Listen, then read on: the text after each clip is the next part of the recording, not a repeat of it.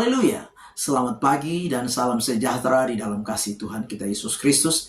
Kita bersyukur oleh anugerah Tuhan. Pagi hari ini kita bertemu kembali, berjumpa kembali. Dan pagi yang baik ini mari kita menyediakan hati kita untuk bersama-sama mendengarkan firman Tuhan. Mari kita berdoa. Bapa di dalam surga, di dalam nama Tuhan kami Yesus Kristus, kami bersyukur oleh anugerah-Mu, kami boleh ada sebagaimana kami ada pagi hari ini. Pagi ini kami mau mendengarkan firman-Mu. Berkati kami semua. Terpujilah nama-Mu kekal selama-lamanya. Kami naikkan syukur kami dalam nama Tuhan kami Yesus Kristus kami berdoa. Haleluya. Amin. Puji Tuhan. Pagi hari ini tema firman Tuhan yang ingin saya sampaikan kepada kita sekalian, yaitu kasih sebagai tanda kedewasaan iman. Sekali lagi, kasih sebagai tanda kedewasaan iman. Bapak Ibu jemaat yang kekasih di dalam Tuhan kita Yesus Kristus, di dalam Roma pasal 14 ayat 1-12, kita dapat memperhatikan di sana bagaimana nasihat Rasul Paulus kepada orang-orang percaya yang ada di Roma untuk mereka yang kuat menerima yang lemah. Sekali lagi, nasihat supaya orang-orang percaya yang kuat dalam iman tentunya menerima orang-orang yang lemah di dalam iman.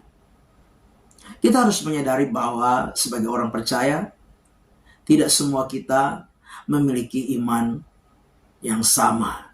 Dalam arti memiliki kekuatan iman yang sama. Ada orang-orang yang kuat secara iman, tapi ada juga yang lemah secara iman. Orang bisa menjadi lemah secara iman karena persoalan, karena masalah, karena beban hidup yang mereka alami. Atau mungkin orang bisa menjadi lemah di dalam iman karena apa? Kecewa.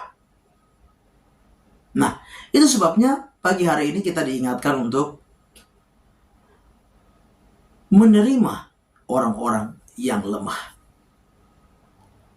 Tentunya kita sadar bahwa kita punya persepsi, pandangan, penilaian ketika kita melihat orang-orang yang lemah secara iman.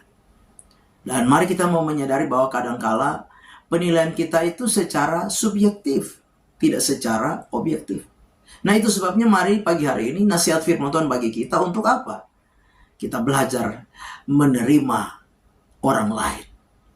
Di dalam kelemahan-kelemahan yang orang lain alami, dalam kelemahan iman mereka, kita sebagai orang-orang percaya yang kuat secara iman, belajar menerima mereka. Memang ini bukan hal yang mudah. Tetapi inilah nasihat firman Tuhan bagi kita pagi hari ini. Nah, untuk menerima orang-orang yang lemah, tentunya kita harus memiliki kasih Allah di dalam hidup kita. Karena kasih Allah itu, agape adalah kasih yang apa? Kasih yang murni. Kasih yang tulus. Kasih yang tanpa syarat. Kasih yang rela berkorban. Itulah agape. Kasih yang menerima apa adanya. Hal ini bukan hal yang mudah. Tidak gampang. Bahkan apa? Kadang-kala sulit kita lakukan dalam hidup ini. Tapi pagi hari ini, lewat firman Tuhan, kita belajar. Belajar bahwa untuk menjadi orang-orang percaya yang dewasa di dalam Tuhan, maka kita harus memiliki kasih Allah di dalam hidup kita. Dengan kita memiliki kasih Allah, maka kita akan apa? Menerima orang lain dengan segala kelemahan, keterbatasan, kekurangan mereka. Sebagaimana Allah di dalam Yesus Kristus menerima saudara dan saya apa adanya, tanpa melihat kekurangan kita, tanpa melihat keberadaan kita, tanpa melihat latar belakang kita, bahkan masa lalu kita. Allah di dalam Yesus Kristus menerima kita adanya, apa adanya, mengampuni kita, melayakkan kita.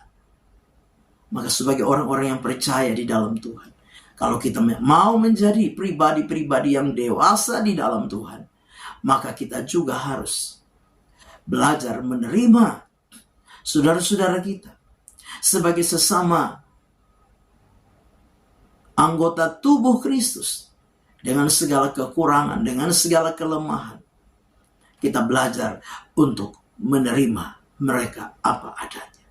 Memang bukan hal yang mudah, tapi inilah yang Tuhan kehendaki di dalam hidup kita. Memperlakukan sesama kita dengan benar, dengan baik, menerima mereka apa adanya.